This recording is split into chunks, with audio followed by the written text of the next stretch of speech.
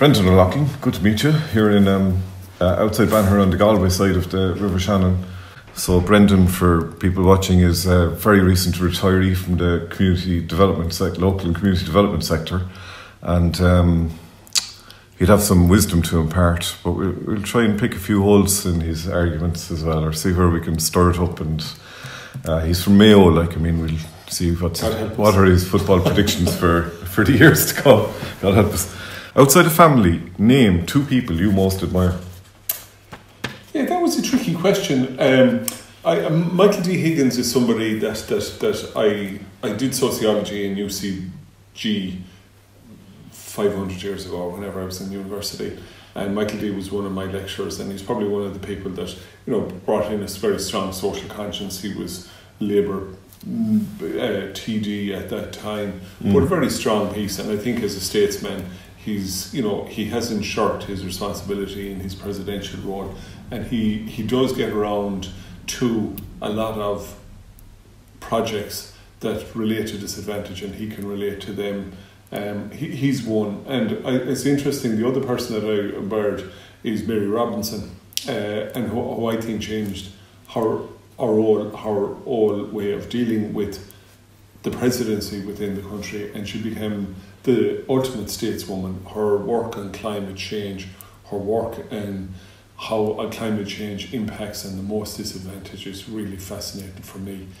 She's almost like the lone soldier trying to fight a battle against the world, but she sticks at it and she sticks at it, and she uses the connection she has. They're both Irish, actually. Do you mind me asking, is there anyone outside of the country that... I worked in Africa for a couple of years when I started out in my career, and Nyerere was the president of Tanzania at that time. And Mwalimu Nyerere, they used to call him Mwalimu, is the Swahili for teacher. And he was that natural leader. He was the person who brought people along with him in all sorts of ways. And when you're creating an independent society, he did it in a very equal way of, it was a socialist country, but it was a socialist country where everybody had responsibility and a role within that. But it was very much based on equality, and he was somebody that certainly inspired me. I had the privilege of meeting him once. He was the president of Tanzania. He was the president of Tanzania, yeah. I was a photographer outside the window. You're a celebrity, Brendan. Thanks very much. So we'll just pop on with the questions. Name for me 3 top social inclusion issues facing communities in Ireland today. Just name them without... Drugs, migration, and polarised societies. Interesting, yeah. I'm going to leave that just there with listeners, viewers. Are there any issues that have persisted since when you began work, when you came here to Banagher, or to the Midlands, to this day? Are there any issues that have persisted? I would say that the underfunding and the under-resourcing of supports to the most disadvantaged has always been a challenge and continues to be a challenge. I've reflected, Alan, quite a bit on, I suppose, work as you do when you're finishing up. We gave them these questions with about 12 hours to think about it. So, yeah. But I think the challenge has been that, in 2009 we had a budget in Offaly for social inclusion of 1.2 million. In 2024 we have a budget of 1.1 million. And while that has increased from 600,000 or 700,000 after the crash in 2009, the issues that are facing in those communities haven't changed. The resources are changing, and I suppose this ways communities are supported has become much more distant, and that it's controlled from afar rather than maybe that local control. So I think that's been there and will continue unless there's a significant change in how communities, particularly the most disadvantaged communities, are resourced. Okay. I'm going to drive on because we're going to come back on something that'll relate to what you're saying later. Name any social, this on the positive front, can you name any social inclusion issue that was big in the past and is far less of a concern today?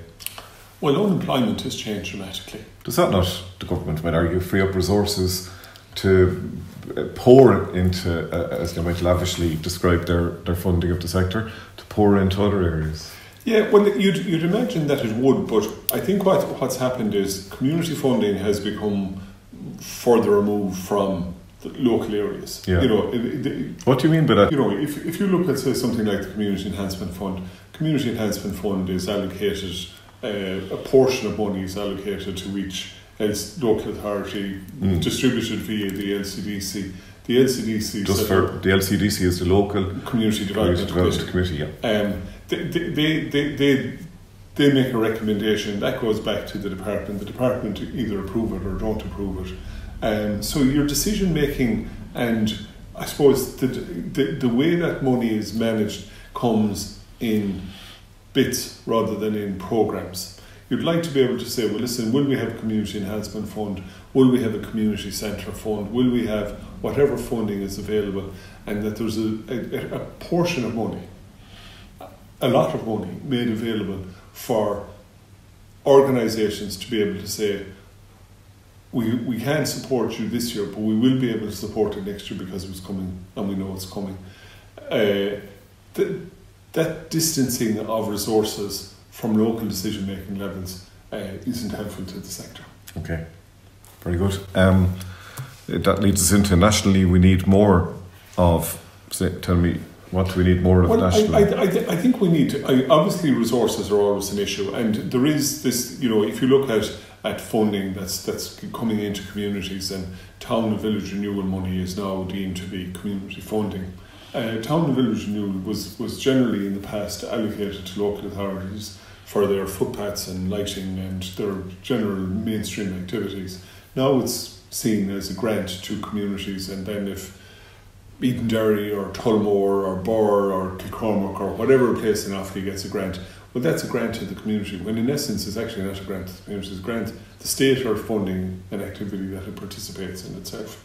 So that favours organised communities where... I don't even think that it favours organised communities. I think that, like, if you look at local authorities are probably under resourced as well, in terms of them having a budget that they can go and say, listen, we're going to have this amount of money, X or Y, whatever the figure is, and then they're able to say, well, listen, this is how it's going to work for us for the next 3 years or 4 years. Now what happens is you have town and village renewal money, you have rural regeneration money, you have urban regeneration money.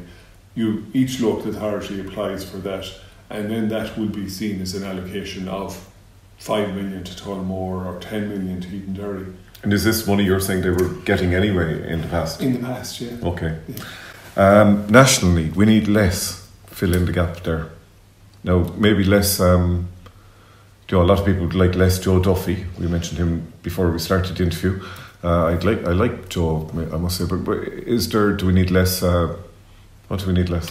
I think you were talking earlier as well about polarisation in society. Exactly. I think we need we need less spin, right? I think we're in a very dangerous place in terms of you're either one thing or the other.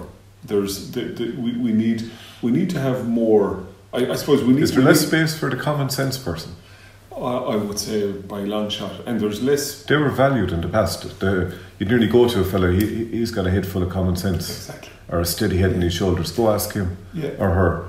And I think that role that communities had in terms of their planning and forming a strategy for how communities develop, and that piece of where they had an authority without having maybe a pure democratic authority in their area, where there was that person with the common sense, or a group of people, men and women with common sense, and somebody said, what do you think of that? And they'd have a balanced approach to being able to deal with that. What's now happened is that we have, I suppose, social media has taken over. It's a problem, can have as well as yes, it is, yeah. And I think it's very difficult to control it. You know, that if somebody can now set up... is it like a road network with no speed limits and no rules, nearly? Well, I think it's certainly one with no rules. And I think there's a great danger that if you don't manage that, and if you don't be able to put some kind of a structure in that you're in great danger, and society is in danger, that you get, you can kick off something very quickly now. So just to answer the question, Brendan O'Loughlin, what do we need less of? I think we need less social media. I think we need more leadership acknowledged within local communities, and in order for that needs to be supported. Very good. Have you any sport or hobby? Yeah, I suppose I'm sporting wise. It's now become walking is my thing. I do a bit of fishing. I live by the river and I spend a bit of time on the water there. But I like fly fishing, particularly down Knockmask and Knockcarb. So hopefully now I have a little bit more time and spend a bit of time with that.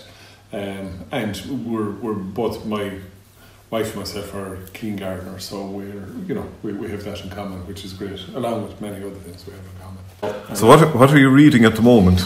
I've just finished Keith Earls' autobiography. It won Sports Book of the Year, I think, in 21 or 22. My Ross's most famous author so far. A really interesting character, and he's struggled with his own mental health, and to achieve what he's achieved, with all of the disadvantage that he brings with it, but also his recognition of his disadvantage is phenomenal. And he was an amazing Irish rugby player. What's the last film you saw? Whether it was good or bad? I can't remember the last film I saw it in. And TV or cinema? I watched Blue Lights, the series on BBC, which just finished I think last week, and it was really, really good, really well made. It's based in Belfast, police type thing, but it's very much about society in Belfast. I'll have to get one of those black boxes, they're not allowed anymore. No, you can't anyway, touch a box. We've no BBC tuning. We condone that at all. Very good. But blue lights. Blue lights. Okay. Yeah. How and why did you get involved in youth work, development work? When did you become a plumber or a politician or a? I actually sometimes thought Alan, that maybe I should have become maybe a carpenter. Might have been one of the things. That because you could go and do something, you'd see progress every day that you left a job. I got involved. You'd be able to build a nice boat for the old fishing exactly, too. An ark for myself. I got involved. I grew up in Banagher, County Mayo, and I was a student of the 70s and did my leaving cert in the early 80s. And at that time, probably 6 or 7 of the 20 lads that I did my leaving cert with in the Christian Brothers School and all boys school, their fathers worked in England. How many? 7 of the 20. The fathers were away. Yeah. Right. Yeah. And as you went further west in Mayo, that number went above 50%. So you had a huge time of my emigration. And there was, interestingly, there was amazing things done in communities at that time, where communities were building up their own responses, and you had the growth of the cooperative movement, and producer groups and farm organisations and all sorts of things like that. And I had an interest in that. I went to university and I studied sociology and English, along with maths and economics. God bless me. And I suppose that's where I first encountered the likes of Michael D and Chris Curtin and people like that, who were very involved in community activity right across maybe the western region. And I was taken with that. Finished there, I went to Maynooth. I did a postgrad in Maynooth with Seamus O'Conneja, God rest him, Stacey Crickley, Professor Tom Collins, and they were people who were deeply committed to, I suppose, community work and community development at multiple levels. And I started my first job. Actually, interestingly, I played a bit of football at underage level with Mayo, And with Mayo, the county? With the county team, yeah. Okay, yeah. And I got... Mayo's a county in is it the south or the west? I haven't heard of Mayo. Is it one of the 32? Oh, it's in the west, isn't it? Near Galway, isn't it? Mayo. Thanks very much. No, I know, I've heard of Mayo. We'd be very disadvantaged and we'd be very poor, and God help us. But you played football. What years were you playing football with Mayo? I only played underage because I emigrated in 86. I played in 83 and 84. We won and lost in All Ireland. Did you? 21, Did you win in All Ireland? I did. You've an All Ireland medal? I have, yeah. I get it for that when we're finished. Thanks. I'll show it to you and I'll let you touch it. Oh, okay. Revenge is sweet, as Brendan will have to. I started working actually for the GA, and we set up one of the... this back in Ballinrobe. This is back in Ballinrobe, but covering South Mayo. One of the early kind of games development roles. And it was a pilot project set up by the Connacht Council, I think, and I did that for a year, and it was really interesting because you were getting out, particularly into schools, and you were looking at how you could have a kind of a more inclusive way of getting people involved in games, because very much that time coaching, and it can still be that way, is about working with the elite athletes. This was about getting out and getting everybody. You were ahead of your time with there now. Well, it might have, and it kind of goes and swings and roundabouts depending on where counties are at. But and after that, an opportunity came up to work in Tanzania, working with ICOS, the Irish Cooperative Organisation Society, and that was the umbrella organisation of all of the co-ops in Ireland, and they set up a foundation, and that foundation's role was to support small cooperative development in Tanzania. Had you met your... Sorry, we're getting personal now, but the personal is... I don't think you mind me asking. Did you meet your wife out there? She's from Mayo? No. Or had you met her before you went? I met my wife in school. In school, okay. Yes, I met my wife the year we were doing our leaving cert. What's your wife's name? Bernie. Bernie is... and Bernie's from outside Ballinrobe in a place called Robin. Jeez, you did a bit of travelling. And we got married when we were young, and we travelled to Africa 10 days after we got married. What? Wow, your honeymoon was to go and work for 27 months, so we had the longest honeymoon in history. Working in that, people often say, what was the difference between working in Africa and working in Ireland? The weather and the colour of the skin. Other than that, everything else was the same.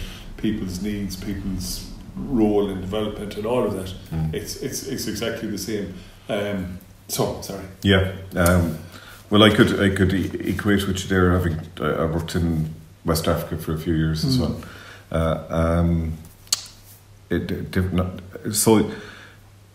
How long have you been working with Offaly Local Development Company? And you might just say a little bit about why you retired now. I like that thinking you have. I suppose I've worked with Offaly Local Development Company for 15 years. And I've worked for 15 years before that with an organisation called West Offaly Partnership. And West Offaly Partnership was a precursor to Offaly Local Development Company. And I worked for 4 years for that with an organisation called Offaly West Enterprise Society, which is a cooperative based in Banagher. Do you believe in co-ops, it sounds like? I believe in social enterprise. Okay. It doesn't necessarily have to be a cooperative. Cooperatives are really effective ways of getting things done. But if you can get people coming together with a common goal, the not-for-profit part of people's involvement in that is critical. And whether they do that as a community limited by guarantee or whether they do as a cooperative, I can take it either way. Okay. Cooperatives I have played a vital role, but that was the structure for social enterprise back in the 60s, 70s, 80s. There are no options in terms of being able to do that. I'm going to jump you again, just because it's leading into just a question I have here. Was the vibe? What was the vibe like back in those early years? You did your leaving cert in the early 80s, but so you came back from Tanzania, the late 80s, early 90s. There was great energy. You see, I think hunger and need are a great platform for building any response.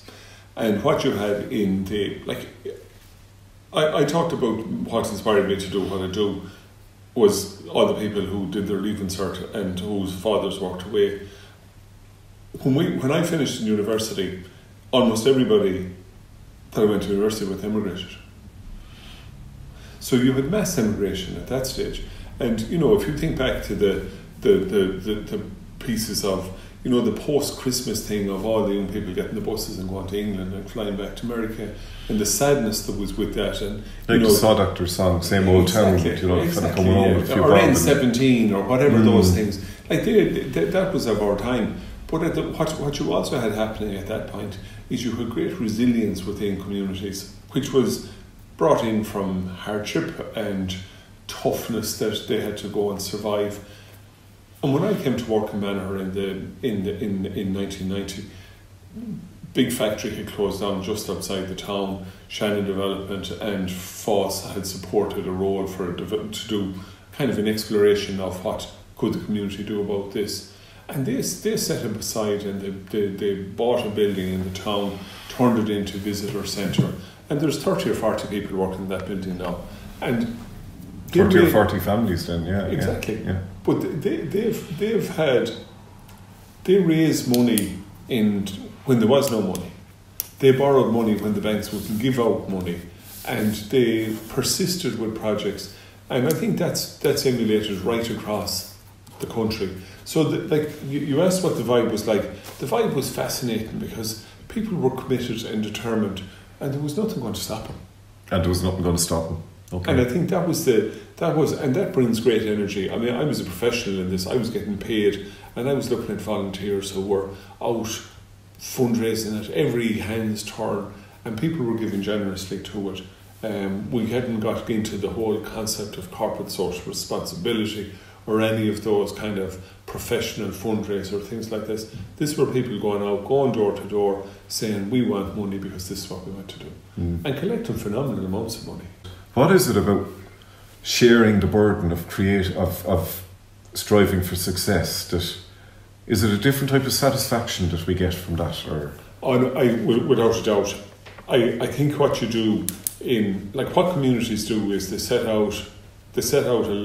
create a vision, and then very often that becomes into a concrete project, and I don't mean that in structural terms. And then they go and they say, listen, this is what we want to do, and this is how we're going to do it. And then they strive to achieve that. And sometimes people will say, oh, well, you know, it took them 5 years to do that.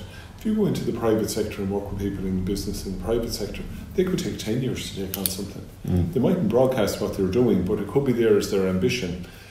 So what you get, and like in terms of in Offaly Local Development Company, we were always really careful to make sure that the community organisation that achieved whatever they achieved celebrated that. Celebrated it, yes. And I remember her, sorry for interrupting, Claire, I can't think of her double barrel surname now, she was with Greenpeace, I knew, and she was involved with the Rainbow Warrior down in Auckland when the French government had it sunk, and 1 or 2 people were drowned. She said she experienced some burnout and learned a lesson that you need to celebrate each and every one of your successes. Is that something you would relate to? For sure. We had an event pre-COVID, I would guess maybe 2017 or 18, that we called Celebration of Community Achievement. And basically what we did is we booked out the Tullamore Court Hotel, and we got every community organisation to come in and do an exhibition of what they do in their area, right? Supported them with a small little bit of money to say, listen, if you need to get some photographs or backdrops or whatever you need to do this. And 60 or 70 organisations came along, and what they couldn't believe, was what they were doing in their own community, because they'd never actually sat down and thought about what they'd achieved, yeah. You're telling people to stop every now and again, is it? Yeah, I think that piece of reflection and celebration is something that organisations need to do. Community organisations and volunteers are often very hard on themselves. People who work in the local development sector can often be very hard on themselves. Local development companies, there's 49 of them in the country, and they get a bunch of funding under a range of different government programmes. Some get up to 20 different funding streams, and all the money coming mostly from government into the one development company, which has a focus on developing, maybe it could be a county in your case at community level, but they try to take a community development approach, which means consulting people, listening to people, and asking what they want and so on. Are we at a great place now? Are things sliding downhill? Are we at a standstill? Where are we, Brendan? I want to hear community development's getting stronger, more popular, but I don't see the funding for increasing to the level that would tell me the government have recognised that this is actually fantastic value for money or a brilliant thing to do. Yeah, I would agree with that. I think that there is a responsibility in every local development company to support the development of the communities within their area and within the programs that they have. And for example, just getting away from some of the things we're involved with in a just transition process in Offaly, because we've had the closure of Bordemona and the cessation of peat harvesting and the closure of our peat burning station in Shannon-Bridge. And the challenge in that is to support the communities to be able to come and identify solutions to the issues that affect their own area. And local development companies have a responsibility to support those communities to become the enablers of things in their own area. I'm an optimist by nature, and I would be optimistic about the future. I think that local development companies are independent structures that do, and we receive funding from 17 different programs in Offaly Local Development Company. We have a responsibility to support the empowerment of the communities that we work with, and the only way that you can do that is that they have autonomy over how solutions are identified in their own place. I think the challenge is that there are increasing requirements in terms of funding systems, in terms of online funding systems, in terms of governance issues. It's more complicated for local groups, isn't it? By a long shot. A long shot. And the danger with that is if that's not supported, and if that's not supported by the state. Do you mean if people aren't enabled? If people aren't enabled, could they not make the application system simpler? And please God, that will happen, because it has now become so complicated. I would suspect that artificial intelligence is being used in terms of the design of the questionnaires and the application forms, but also in terms of the assessment of the application forms. Okay. And that isn't helpful. I think... When you say you suspect it, have you anything further than suspicion? Have you heard? I haven't. I couldn't say I have anything further than suspicion, but sometimes when you look at the design of the questionnaire, and particularly when you look at the scoring mechanism that's used for that, it assesses every single answer. Right? The questions I have here for you today weren't designed by AI, just Alan intelligence. Are local development companies in a good place, or are they too subservient to the state? Are they in a good place to help communities? Are they trusted and tuned in enough? Yeah, I think for a disaster? I think COVID certainly demonstrated to the state, probably for the first time, how well connected local development companies were with communities. Have the government forgotten that lesson? I don't think so, no, because I think when the Ukrainian crisis broke, their first turning point obviously was to local development companies. Now they're channeling a lot of their functions through the local authorities, and that's and certainly in the Ukrainian piece that makes sense, because housing and hosting people in counties is a massive issue, and it's one that the local authorities are better placed to deal with than the local development companies. But I think that local development companies, one of the things that we have in our local development organisation is we have a very strong connection to an awful lot of community organisations throughout the county. I think that's evident in things like we did when we did our SICAP tender, when we did our leader tender, the amount of people that turned out to community facilitation, the amount of people that we were able to reach out to say, listen, what do you think of this or that? Okay. And be able to get a real opinion from them, where they're not coming to say, listen, they'll give you warts and all. They're not going to... So well done. You, over the years you were there at the helm, you didn't screw it up and I haven't been found out yet. I haven't been found out yet, but and I hope I'm not. Is community-led, this thing, CCLD, community-led local development, CLLD. Is that gone in or out of fashion in Europe? I think it's coming into fashion in Europe, and to be honest with you, like and I want to link it with climate change. There's the thing. I mean, climate change. You can do an awful. I suppose climate change is a battle against the the fossil fuel, against the larger industries, and trying to bring something in at a local level. The most inefficient houses that exist are lived in by the most disadvantaged people, right? Well, we covered that actually in the magazine as in traveller people. Exactly, in fact, exactly. Our local authority housing, our Board Namona housing, in our end of things. So if you want to change that, for example, you in Offaly, 46% of homes are heated by turf, and there's a proposal that you cease turf harvesting, right? And you want to burn what in them to keep people warm? Nothing, right? So you have to be realistic, and you have to have, there has to be a joined up plan in terms of how you do this.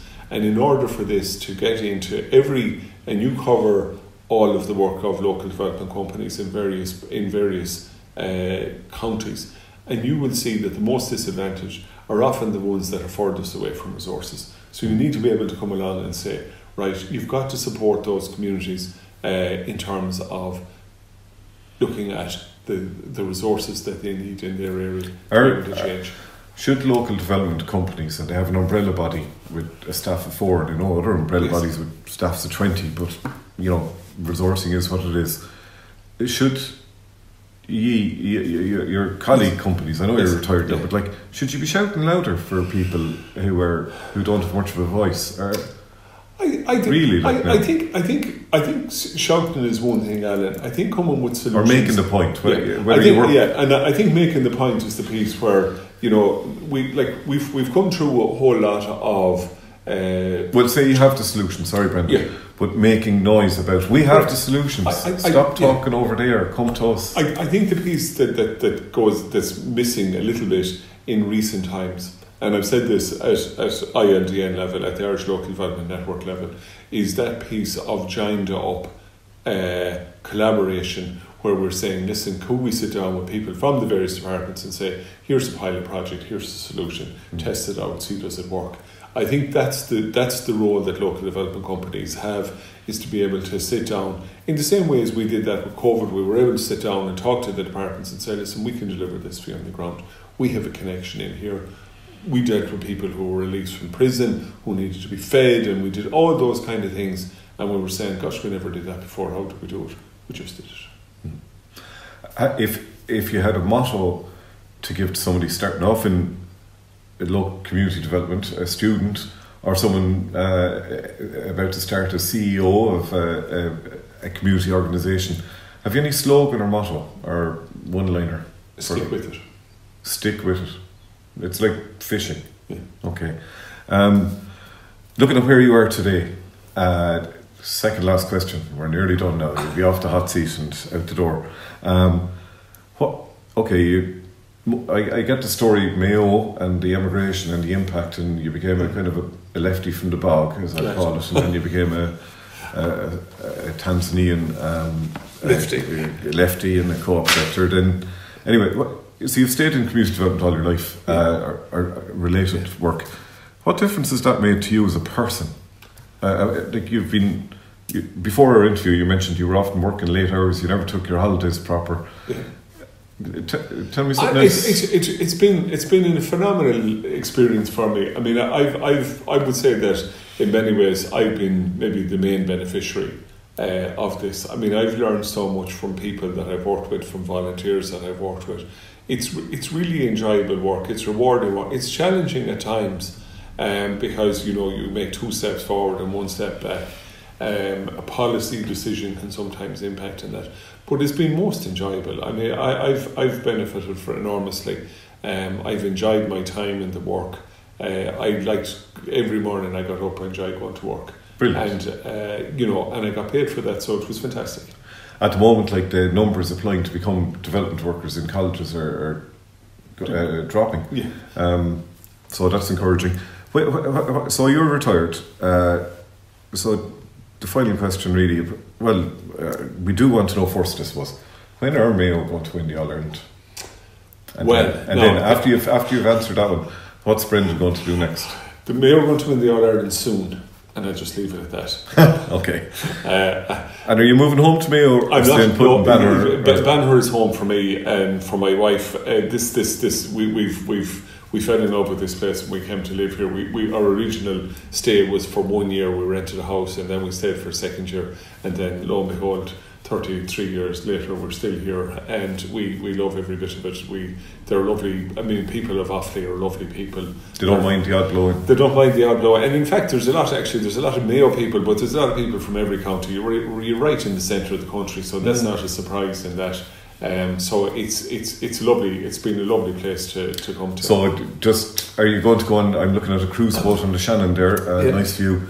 Are you going to go cruising the world? You know, on the millions you made in your saved up and development, or are you going to do something else? Yeah, my plan always was to step down as CEO of it when I reached 60, and it took me. I suppose we were tendering, so it took me a year longer than that. My intention is to do a little bit of work on a freelance basis, but not managing people for the next few years, and maybe have a bit more leisure time. I didn't make enough to buy either a cruiser or even a decent boat in my working life, but I've enjoyed every bit of it. And I think you should get a boat now. We literally are doing this interview looking over the Shannon, and I think it's time, Brendan. Well, I do have to admit, I have a little lake boat that it's tied behind the tree that you're looking out. Okay, it must be very small. But you certainly want to overnight in it. Listen, thanks very much. That's been very interesting. Great. Yeah.